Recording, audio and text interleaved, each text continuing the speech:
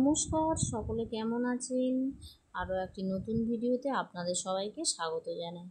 আশা করছি সবাই খুব ভালো আছেন, আমিও অনেক ভালো আছি। দেখো, আজকের ব্লগটা বিকাল থেকে শুরু করেছি। অন্য দিনের ব্লগ সকাল থেকে করি, আজকে ভাবলাম বিকাল থেকে করি।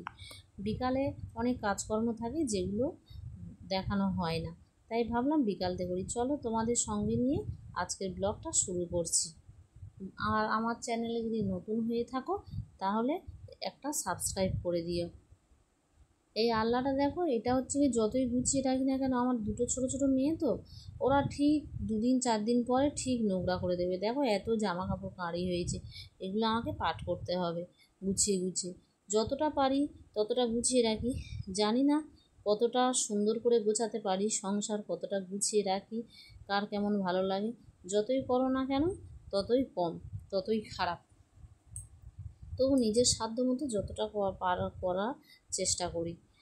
তারপরে এখন আমার হচ্ছে কি, এই ভিডিও করার জন্য লোকে মনে করে যে সংসারের কাজকর্ম অনেক হয়, কিন্তু যে যা মনে করে করুক, যার যেটা ভালো লাগবে সে সেটা করবে।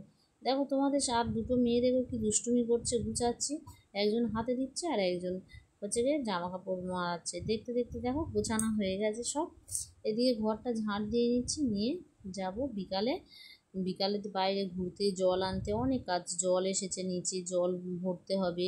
অনেক জামা কাপড় পরে আছে, জামা কাপড়গুলোও কাচতে হবে। যেহেতু সকালে কাচা হয়, সকালে যেহেতু অনেক কাজ থাকে তো হয়ে ওঠে না, তাই বিকালে জল এসেছে, সেগুলোও কাচবো।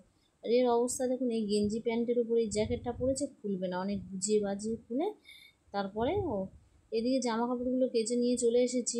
সন্ধ্যা হয়ে গেছে, চা বসিয়ে দিয়েছি, শাশুড়ি খাবে, মেয়েকেও মুড়ি তরকারি দিয়ে দিয়েছি। এবার জামা কাপড়গুলো ছাদের উপর নিয়ে যাব।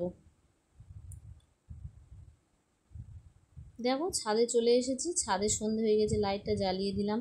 যেগুলো সকালে দিয়ে গেছি সেগুলো তুলে নেবো, পুরানোগুলো দিয়ে দেবো।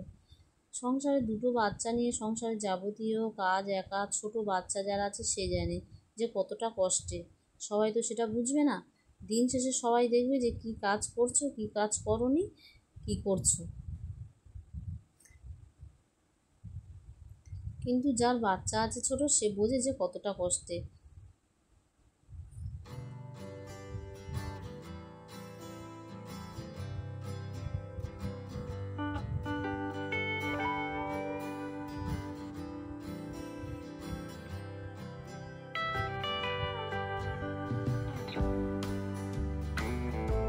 দেখো, হয়ে গেছে, এবার চলে যাচ্ছি ওদিকে বাইরে। দূরের দোকানটা চারিদিকে অন্ধকার।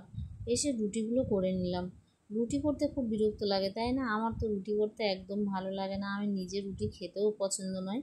কিন্তু আমার বর আর হচ্ছে কি আমার শাশুড়ির জন্য রুটি তো করতেই হবে, নিজের না ভালো লাগুক, কিন্তু বাড়ির অন্য সদস্যরা খেতে চাইলে করতে হবে। এদিকে একটা কাঁচের গ্লাসের সেট বার করছি, ভাবলাম তোমাদের সাথে শেয়ার করি।